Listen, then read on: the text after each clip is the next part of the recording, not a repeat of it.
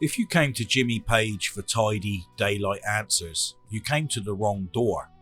Page, architect of Led Zeppelin's mountainous sound, always loved thresholds. Between folk and thunder, beauty and menace, discipline and danger. On the other side of that door sits one of rock's most persistent fascinations, Jimmy Page's occult era. His Crowley fixation, the symbols, the rumours of cursed and backward messages, the films never quite finished, the haunted houses that burned down and were rebuilt, and yes, I'll even touch the strangest internet whisper of all, the supposed cinnamon obsession. Spoiler, there's no credible evidence for that one, but the rest, let's walk through it carefully.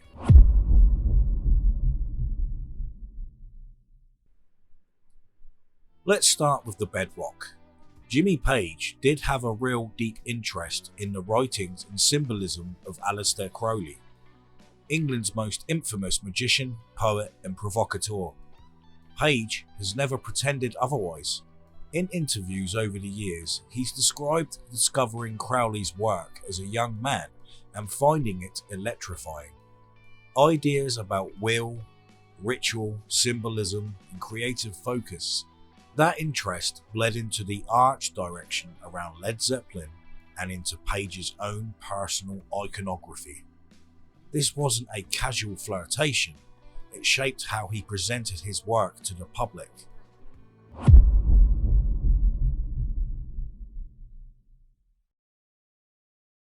One of the most concrete fingerprints of that interest is sitting in the dead wax of original UK pressings of Led Zeppelin III.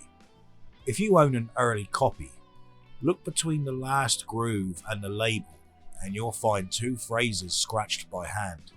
Do what thou wilt and so mote be it. Phrases associated with Crowley and ceremonial ritual language. Page's team and mastering engineer recounted how those inscriptions made their way onto the lacquer. Over time, they've become kind of talisman for collectors. It's not rumour, it's literally etched into the vinyl.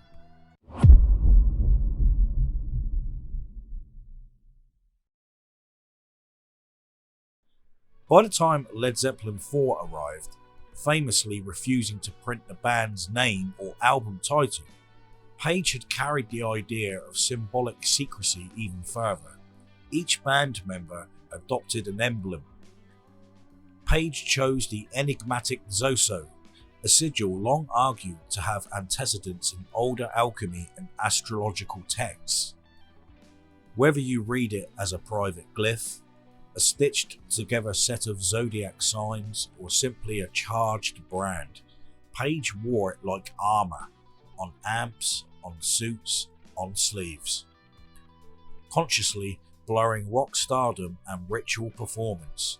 The image management was deliberate and potent, and it worked.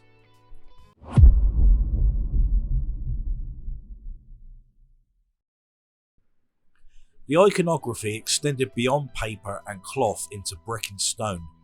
Page became the owner of Boleskine House on the shores of Loch Ness, the manor Crowley had once used as a base for ambitious magical workings. A place already wrapped in local Gothic lore became, in the public mind, Jimmy Page's haunted house. Boleskine would suffer fires decades later and launch a restoration effort, but in the 1970s, its significance was straightforward. It was one of the most literal proof that Page's occult interests weren't a marketing veneer. He brought into the geography of myth.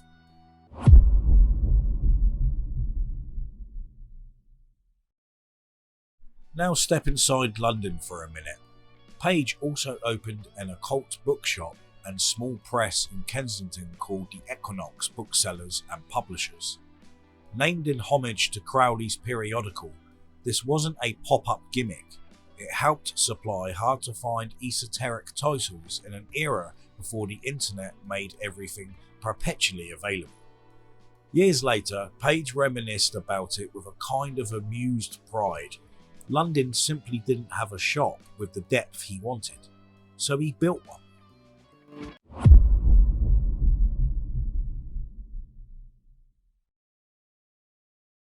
Of course, when your art becomes inseparable from the arcana, rumours act like iron fillings to a magnet. The curse of Led Zeppelin narrative, linking misfortune around the band to occult dabblings, circulated then and now. It's a neat story, perfectly shaped for tabloid ink and message board oxygen. It takes unrelated tragedies, bad luck, and sheer chaos of rock and roll life and pins them to a pentagram. But storytelling isn't proof. What's real is simpler and more interesting. Page courted mystery. He loved the aesthetic of magic and the discipline of focus. He was careful with what he confirmed and what he left unsaid. That opened a space where myth could do what myth does.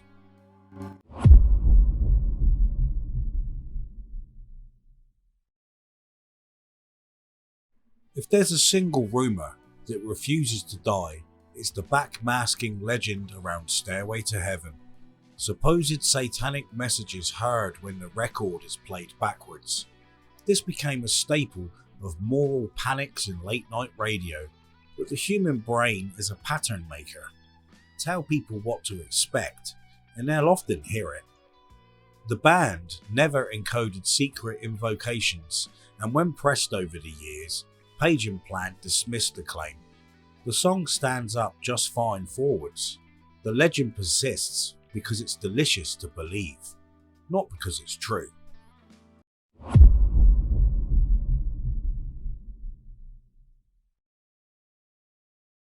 Another thread runs through Page's work in the 1970s that often gets folded into the occult story. His collaboration and feud with underground filmmaker Kenneth Anger. Anger, a pioneer of occult-infused cinema, asked Page to contribute music to his film Lucifer Rising. The partnership soured, harsh words flew. Anger publicly accused Page of failing to deliver. Decades later, Page took the fragments he'd created and issued them on vinyl as Lucifer Rising and other soundtracks. Time to the spring equinox, of course, finally giving that music its own afterlife. Even in the fallout, you can feel the thematic through line. Page cared about ritual timing, about dramatic context of sound, and the charge of symbols of cross-media.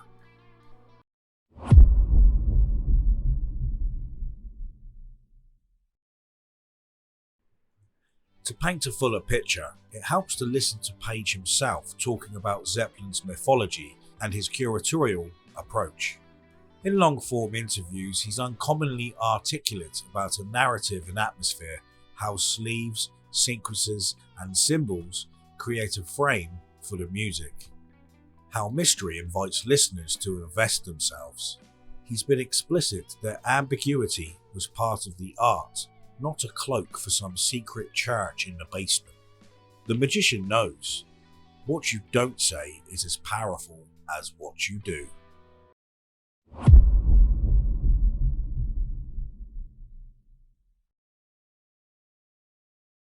So, how much of Jimmy Page's dark side was performance, and how much was personal pursuit? The fairest answer is both. The public performance is obvious.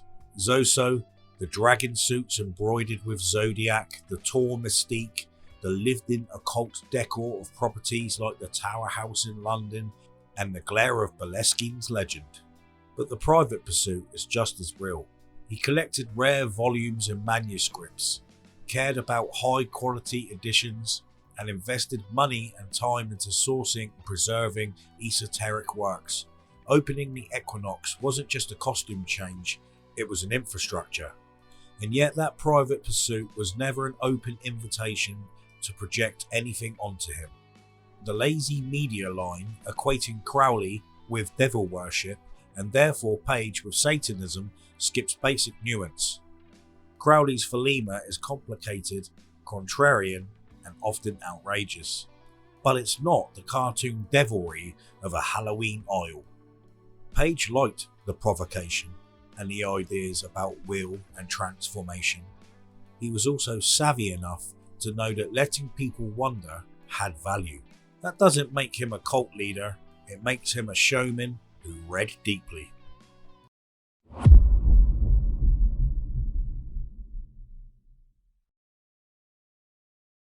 Circling back to the vinyl inscriptions, there's a reason they still hit a nerve.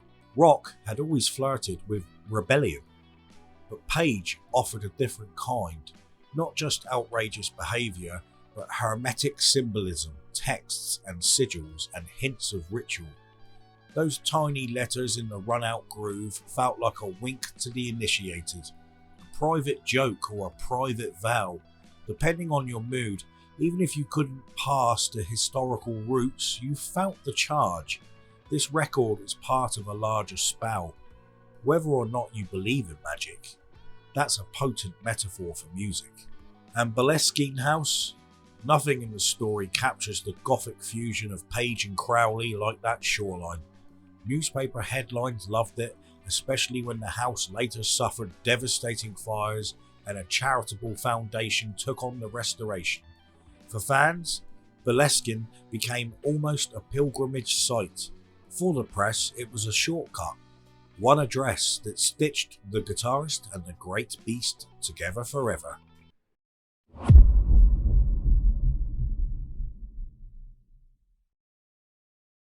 Page, of course, had moved on, but the house kept broadcasting. Places can be amplifiers too.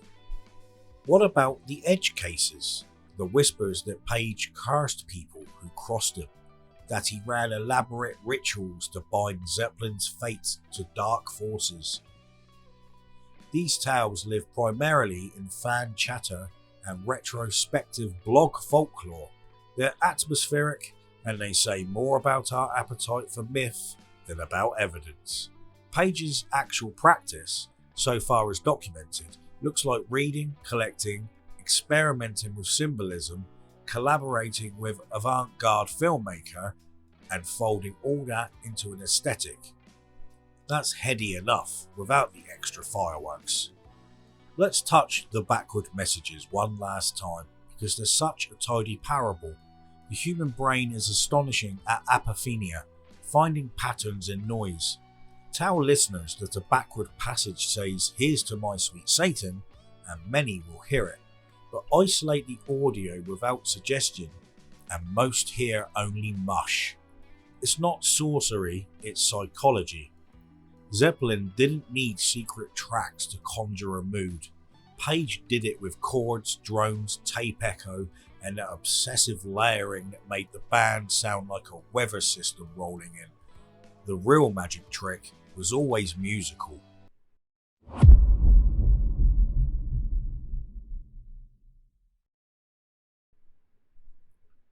And that brings us to the strangest ask of all time, the obsession with cinnamon.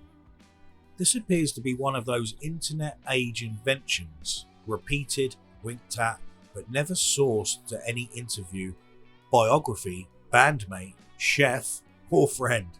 No studio writer mentions cinnamon. No journalist of record has Page on the record about a spice fixation. If it existed, it would be the easiest thing in the world to document. It isn't, so we file it under Apocrypha. If tomorrow a credible primary source surfaces, well, revise. Until then, consider that rumour debunked, and if you do see a source, check whether it's parody. So what remains when the smoke clears? A musician who built an aura with the same rigour he built arrangements, the occult elements, Crowley quotes, sigils, ritual timing, haunted houses, were Page's way of channeling focus and drama. They gave the music a frame. He took the notion of art direction seriously. Sleeves as a grimoire, stage wear as sigil, release dates as ritual. He understood that listeners want to be part of something bigger than a song. Mystery gives them that. And here's the twist that makes the story humane, not lurid. Page also waved off the most hysterical readings. Across the decades, he's pushed back against the Satanist label, even while refusing to dispel every shadow. because ambiguity was part of the craft. It's not a contradiction, it's composition. He wanted the tension, the unresolved chord. He knew that all lives in the unsaid. As for Lucifer Rising, the music finally found daylight, an Equinox release, a title that still pricks the skin. It's atmospheric and strange, as if intended for an altar room that never quite got built. The fact that it exists at all is the perfect coda to Page's Occult chapter. Not a scandal, but a soundtrack. Not a proof of the dark pacts, but proof of a lifelong obsession with texture, ritual, and the drama of implication. In the end, Jimmy Page's dark side is best understood as a poet's toolbox. He read Crowley and took from him a language of will and symbol that suited an artist trying to bend sound to intention. He collected places and objects with reputations because reputations carry charge. He understood far earlier than most that rock music wasn't just heard, it was staged, signalled, and summoned. Whether you accept the magic as metaphysics or treat it as a metaphor, the result is the same. Something bigger than 4 players in a room, something that feels inevitable, like a spell whose words you don't know but whose power you absolutely feel. So no, he didn't hide messages in the grooves that only play backwards to the faithful. He left you better ones, the inscriptions you can actually read, the symbols you can actually see, and the music you can actually feel. He gave you enough to enter the labyrinth, then let your imagination do the rest. In that sense, the greatest occultist trick Jimmy Page ever pulled was to make rock listeners complicit in their own enchantment. And that's not a curse, that's art. Well, I hope you've enjoyed this short documentary on the dark side of Jimmy Page of Led Zeppelin. My name's Wes, I'm a guitar player myself, been playing since 1994 when I was 14.